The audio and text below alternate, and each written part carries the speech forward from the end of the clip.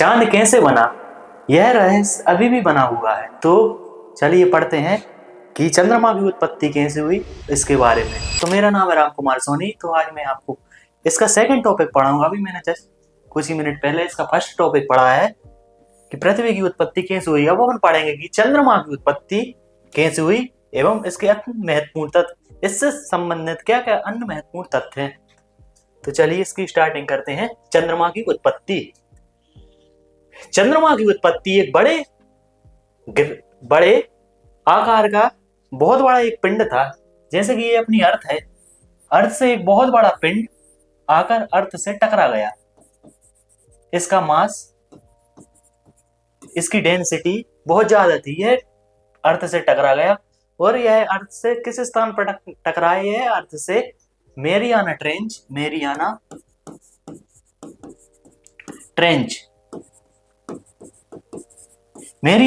वाले स्थान पर टकराया। कुछ वैज्ञानिक यह मानते हैं कि जब यह पृथ्वी से टकराया तो पृथ्वी में बहुत बड़ा एक डीप सी बन गया। डीप सी का मतलब होता है बहुत गहरा गर्त बन गया। तो वर्तमान में जो बहुत गहरा गर्त है जिसको कहते हैं मेरियाना ट्रेंच। तो मेरियाना ट्रेंच का संबंध भी पृथ्वी की उत्पत्ति एवं चंद्रमा की उत्पत्ति से है। तो अपन पढ़ते हैं कि चंद्रमा की उत्पत्ति एक बड़े ग्रह के टकराने का परिणाम स्वरूप है, जिसे द बिग स्प्लिट मतलब होता है एक बहुत बड़ा पिंड कहा जाता है। यह घटना लगभग 4.4 अरब वर्ष पहले हुई। अर्थ का ओरिजिन कब हुआ था? अर्थ की, अभी अपन ने पढ़ा, अर्थ की पृथ्वी की आयु 4.6 अरब वर्ष है। और यह कब हो गया 4.4 अरब वर्ष? मतलब कि अपन ये कहते हैं कि 20 करोड़ वर्ष के आसपास चंद्रमा नया है। 20 करोड़ वर्ष पुरानी है पृथ्वी। अपन ये कह सकते हैं कि 20 करोड़ वर्ष बाद चंद्रमा की उत्पत्ति हुई और 20 करोड़ वर्ष पहले पृथ्वी की उत्पत्ति हो गई थी। अब चंद्रमा की उत्पत्ति से संबंधित द बिग स्प्लिट सिद्धांत। अब यह वैज्ञानिक समझाते हैं कि चंद्रमा की उत्पत्ति किस प्रकार हुई है। इस सिद्धांत के अंतर्गत यह माना जाता है कि पृथ्वी के बनने के कुछ समय बाद ही मंगल ग्रह से 3 गुना बड़े आकार का एक पिंड पृथ्वी से टकरा गया।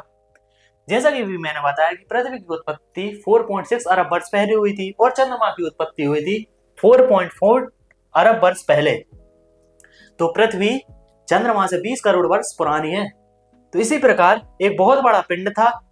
यह पिंड अर्थ से आकर टकरा गया। तो अर्थ का यह पार्ट अलग हो गया। और यह पृथ्वी के चारों ओर रोटेशन करने लगा, पृथ्वी के चारों ओर चक्कर लगाने लगा, जिसे पृथ्वी का उपग्रह चंद्रमा के नाम से जाना जाता है। इस टकराव से पृथ्वी का एक हिस्सा टूटकर अंतरिक्ष में बिखर गया। यही पदार्थ चंद्रमा के रूप में पृथ्वी का चक्कर लगा रहा है। यह घटना 4.4 अरब वर्ष पहले हुई। जैसा कि मैंने अभी बताया कि एक बहुत बड़ा ग्रह, यह बहुत बड़ा तारा पिंड पृथ्वी से आकर टकरा गया और यहाँ से कुछ भाग अलग हो गया। तो यह अलग भाग यही चंद्रमा है। यह चंद्रमा, अब पृथ्वी का गुरुत्वाकर्षण बहुत अधिक था, तो पृथ्वी गुरुत्वाकर्षण के कारण चंद्रमा वाला भाग यह पृथ्वी के चारों ओर चक्कर लगाने लगा, जिससे पृथ्वी का उपग्रह बोला जाता है। पृथ्वी का उपग्रह कौन है? चंद्रमा। पृथ्वी का एकमात्र उपग्रह है चंद्रमा। नेक्स्ट अपन देखेंगे स्थल मंडल के विकास में विभेदन प्रक्रिया का योगदान। हल्के व भारी घनत्व वाले पदार्थ के पृथक होने की प्रक्रिया को विभेदन कहा जाता है। जैसा कि अपन ने पढ़ा था अभी कि हमारी पृथ्वी पहले एक आग का गोला थी। यह हमारी अर्थ पहले एक आग का गोला थी। तो हमारी अर्थ में विभिन्न प्रकार के तत्व, कुछ भारी तत्व थे, कुछ हल्के तत्व थे। भारी तत्वों में देखा जाए तो जैसे कि लोहा और एल्यूमिनियम, लोहा और निकेल, इनको भारी तत्व माना जाता है, जबकि हल्के तत्व में एल्यूमिनियम एवं सिलिका को माना जाता है। तो जब यह पूरी प्लाज्मा अवस्था में थी ये पृथ्वी, तो भारी तत्व, यह जो भारी तत्व थे यह सभी कोर में जमा हो गए। जो वर्तमान में अपन कहते हैं कि कोर में 99% भाग निकेल और फेरस का बना है। और जो हल्के तत्व थे, ये हल्के तत्व पृथ्वी की भूपर्पटी में जमा हो गए। इन हल्के तत्वों में अपन कह सकते हैं कि लोहा छोड़कर कह दो अपन एल्यूमिनियम, सोना, चांदी आदि पदार्थ ये पृथ्वी की भूपर्पटी में जमा हो गए, इसलिए इनको हल्के पदार्थ ऊपर और भारी पदार्थ नीचे। यही इसमें कहा गया हल्के व भारी घनत्व वाले पदार्थ के पृथक होने की प्रक्रिया का विभेदन, इसी को विभेदन बोला जाता है। पृथ्वी की उत्पत्ति के दौरान अत्यधिक ताप के कारण पृथ्वी के पदार्थ द्रव अवस्था में हो गए, जिसके फलस्वरूप हल्के एवं भारी घनत्व का एक मिश्रण तैयार हो गया। घनत्व में अंतर के कारण भारी पदार्थ पृथ्वी के केंद्र में चले गए, जैसा कि अभी मैंने बताया कि भारी पदार्थ पृथ्वी के केंद्र में आ गए और जो हल्के पदार्थ थे वह यहाँ भूपर्पटी पर तैरने लगे। समय के साथ भूपर्पटी ठंडी हो गई और वह जमा हो गए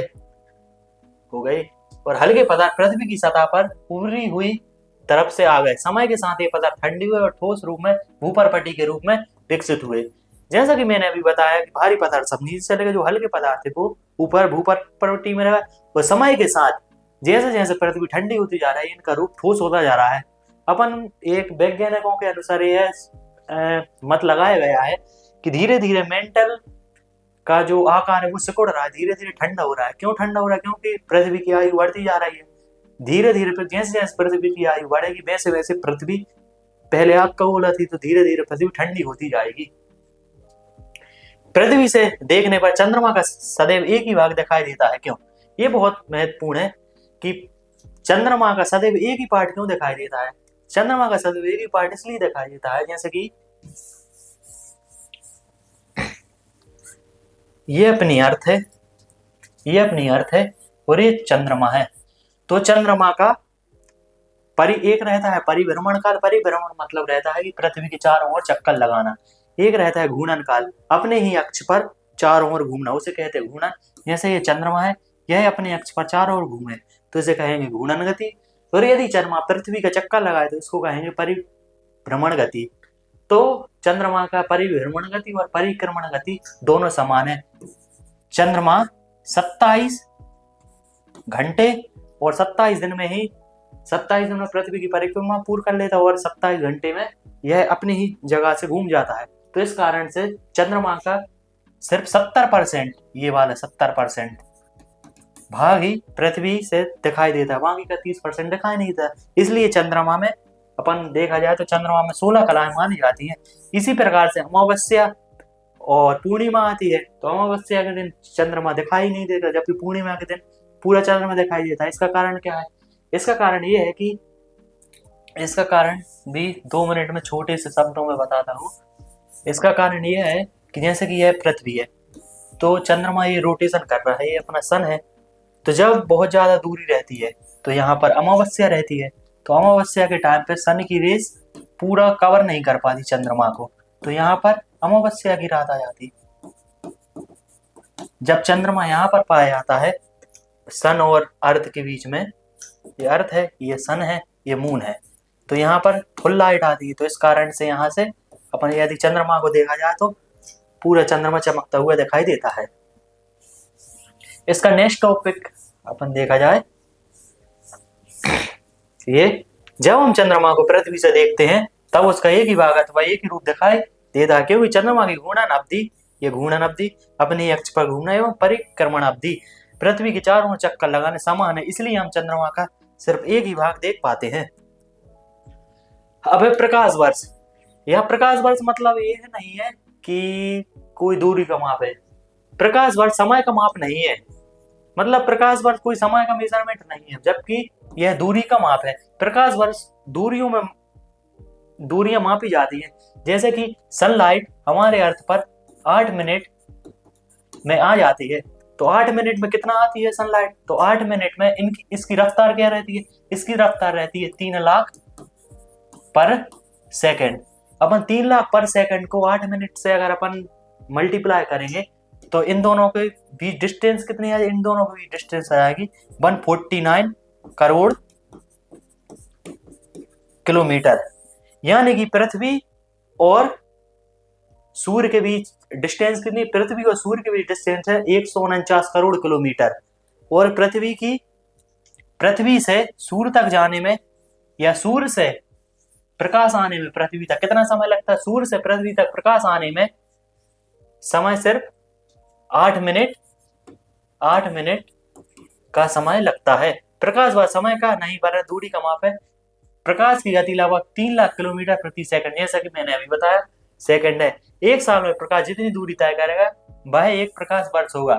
अगर 2 साल में करेगा तो 2 प्रकाश वर्ष। इस प्रकार पृथ्वी की दूरी और सूर्य के बीच संबंध को ज्ञात किया जाता है। यह 9.46 इंटू 10 की, ये गलत लगा है, ये नहीं, ये पृथ्वी और सूर्य के बीच औसत दूरी 149। मतलब ये है कि जब पृथ्वी, ये है अपन देखा है, ये है सन और ये उसके पृथ्वी उसके चारों ओर चक्कर लगा रही है पृथ्वी। जब पृथ्वी सूर्य से बहुत अधिक दूरी पर होती है तो अपन इसको बोलेंगे अपसौर। और यह कितना दूर रहेगी? यह रहेगी 152 करोड़ किलोमीटर। और जब यह सूर्य के पास रहती है तो अपन बोलेंगे इसको उपसौर। उपसौर में इसकी दूरी रहेगी 149 करोड़ किलोमीटर। तो अपसौर में देखा जाए तो अपसौर कब होता है? अपसौर होता है अपना 3 जनवरी के दिन। उपसौर की अवधि रहती है 3 जनवरी के दिन और अपसौर की अवधि रहती है 4 जुलाई के दिन। जो अभी 1-2 महीने पहले गुजरा है वो क्या था? वो अपसौर था। जो ठंड के टाइम पर आता है उसे कहते हैं अपन उपसौर। और सूर्य की किरणों को पृथ्वी तक पहुंचने में सिर्फ 8 मिनट का ही समय लगता है। अपन देखा जाए चंद्रमा के संबंध में कुछ अपन महत्वपूर्ण तथ्यों को पढ़ते हैं। चंद्रमा का व्यास 3475 किलोमीटर है। पृथ्वी का व्यास कितना है? पृथ्वी का व्यास है 40,076 किलोमीटर और चंद्रमा का व्यास है सिर्फ 3475 किलोमीटर। यानी पृथ्वी चंद्रमा से बहुत बड़ी है। व्यास मतलब होता है कि ये पूरा, इसकी ये परिधि, इस परिधि को व्यास बोला जाता है। पृथ्वी से चंद्रमा की औसत दूरी 1 दहाई सैकड़ा हजार 10,000 लाख 3,84,000 किलोमीटर है। यानी कि ये देखा जाए कि पृथ्वी से चंद्रमा की दूरी 3,84,000 किलोमीटर, जबकि पृथ्वी की सूर्य से दूरी कितनी है? 149 करोड़ किलोमीटर। और देखा जाए कि चंद्रमा का धरातलीय तापमान दिन के समय 127 डिग्री से 163 डिग्री सेल्सियस होता है। इसका कारण क्या है? इसका कारण है कि चंद्रमा पर वायुमंडल नहीं पाया जाता, जबकि पृथ्वी पर वायुमंडल पाया जाता है। यहाँ पर जो सूर्य की किरणें आती है वो डायरेक्ट आती है, जबकि जो पृथ्वी पर सूर्य की किरणें आती है वो वायुमंडल से होकर आती है। तो वायुमंडल सूर्य की किरणों को अब्सॉर्ब कर लेता है यहाँ पर, जबकि वायुमंडल नहीं पाया जाता। यहाँ पर वायुमंडल क्यों नहीं पाया जाता? चंद्रमा पर वायुमंडल इसलिए नहीं पाया जाता क्योंकि चंद्रमा पर गुरुत्वाकर्षण बल बहुत कम है। अब चंद्रमा पर गुरुत्वाकर्षण बल कम क्यों है? क्योंकि चंद्रमा के क्रूड में भारी तत्व जैसे कि निकल और लोहा जैसे तत्व विद्यमान ही नहीं है, इसलिए यहाँ पर वायुमंडल ही नहीं पाया जाता। वायुमंडल क्यों नहीं पाया? क्योंकि यहाँ पर गुरुत्वाकर्षण बल ही नहीं पाया जाता। पृथ्वी पर गुरुत्वाकर्षण का बल क्यों पाया जाता? क्योंकि पृथ्वी पर भारी तत्व है। गुरुत्वाकर्षण बल के कारण पृथ्वी पर यह वायुमंडल पाया जाता है। यही कारण है कि यहाँ पर तापमान 127 डिग्री सेल्सियस से 163 डिग्री सेल्सियस तक होता है। चंद्रमा की घूर्णन व परिक्रमण अवधि 271/2 दिन है। यानी कि चंद्रमा 27 दिन में ही अपने अक्ष पर घूम जाता है और 27 दिन में ही चारों ओर परिक्रमा कर लेता है। चंद्रमा का द्रव्यमान पृथ्वी के द्रव्यमान का 1/81 है। यानी अपन ये देखा जाए एक सापेक्ष में यह देखा जाए कि जब अपने यहाँ पृथ्वी पर ज्वार भाटे आते हैं तो सूर्य, ये है सूर्य की स्थिति और यह है चंद्रमा की स्थिति। यदि सूर्य की स्थिति में देखा जाए तो सूर्य पृथ्वी से बहुत दूर है, जबकि चंद्रमा पृथ्वी के बहुत समीप है। तो सूर्य 46% कम फोर्स लगाता है, जबकि चंद्रमा 46% अधिक फोर्स लगाता है। इसीलिए पृथ्वी पर बहुत ज्यादा ज्वार भाटे आते हैं। ज्वार भाटे मतलब समुद्र तल का ऊपर होना और समुद्र तल का नीचे बैठना। तो चंद्रमा पृथ्वी से करीब है, इसलिए यह ज्यादा फोर्स लगाता है, जबकि सूर्य कम फोर्स लगाता है। इसी प्रकार इसमें कहा गया कि चंद्रमा का द्रव्यमान पृथ्वी के द्रव्यमान का 1/81 है। जैसे कि अर्थ का द्रव्यमान 81 है तो चंद्रमा का एक है। द्रव्यमान मतलब होता है किसी भी चीज का भार। तो यदि पृथ्वी का भार 81 है तो चंद्रमा का भार 1 है, यह अपन समझ सकते हैं। चंद्रमा का गुरुत्व बल पृथ्वी के गुरुत्व बल का 1/6 है। 1/6 मतलब यदि पृथ्वी का गुरुत्व बल 60 है तो चंद्रमा का सिर्फ 10 है। इसी कारण से चंद्रमा और वायुमंडल नहीं पाया जाता है। और मैंने और बात बताई थी, वायुमंडल क्यों नहीं पाया जाता, गुरुत्वाकर्षण बल क्यों नहीं पाया, क्योंकि पृथ्वी के कोर में भारी तत्व निकेल और फेरस जैसे तत्व भी नहीं पाए जाते। इसी प्रकार देखा जाए, ऐसा माना जाता है कि चंद्रमा का निर्माण उसी पदार्थ से हुआ है जो द स्प्लिट घटना के परिणाम स्वरूप प्रशांत क्षेत्र में छिटक गया था, जो कि अब प्रशांत महासागरीय गर्त के रूप में विराजमान है। जैसा कि मैंने बताया था कि पृथ्वी से एक भाग अलग हो गया था। यह भाग जो अलग हुआ था वो वर्तमान में पृथ्वी में प्रशांत महासागर के मेरियाना ट्रांच के रूप में बहुत गहरी खाई बन गया। वह खाई वाला भाग ही जो अलग हुआ था वही चंद्रमा, ऐसा वैज्ञानिक मानते हैं। यदि आपको यह वीडियो पसंद आए तो आप वीडियो को लाइक, चैनल को सब्सक्राइब और कमेंट जरूर कीजिएगा। और इसी प्रकार से बहुत ज़्यादा डेप्थ में कंसेप्ट पढ़ने के लिए हमारे फ्यूकी एजुकेशन ऐप को प्ले स्टोर से अभी डाउनलोड कीजिएगा। प्ले स्टोर पर आप डालिएगा फ्यूकी एजुकेशन ऐप तो आपको वह ऐप मिल जाएगा और अभी डाउनलोड करके आप अपनी पढ़ाई को स्टार्ट कर दीजिएगा। Thank you.